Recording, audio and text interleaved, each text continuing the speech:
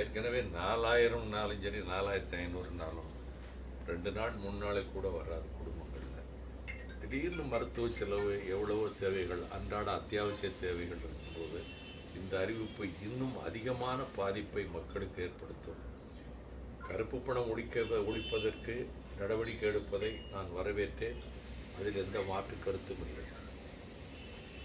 சட்டவிரோதமாக தவறான வழிகளில் பணத்தை அள்ளி குவித்தவர்கள், அதிகாரத்தை பயன்படுத்தி வாரி சுருட்டியவர்கள் கோடிக்கணக்கில், அந்த பணத்தை நீங்கள் மீட்க வேண்டும். அந்த அது கருப்பு பணத்தை வைத்துக்கொண்டு அவர்கள் ஒரு போட்டி பொருளாதாரத்தை நடத்த அனுமதிக்கக்கூடாது என்று கூறுவது சரிதான். ஆனால் பலர் மனைகளாக, சொத்துக்களாக, தங்கங்களாக, வைரங்களாக வைத்திருக்கிறார்கள்.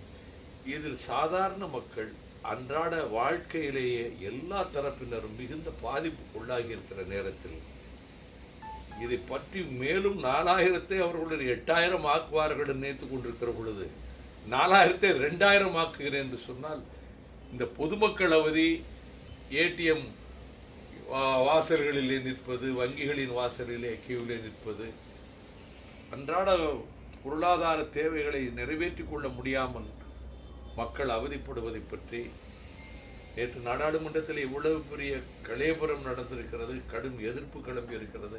இதற்கு பிறகும் கூட மக்களுடைய கஷ்டங்களை உணராமல் இந்த அறிவிப்பு மிகுந்த வேதனை அளிக்கிறது.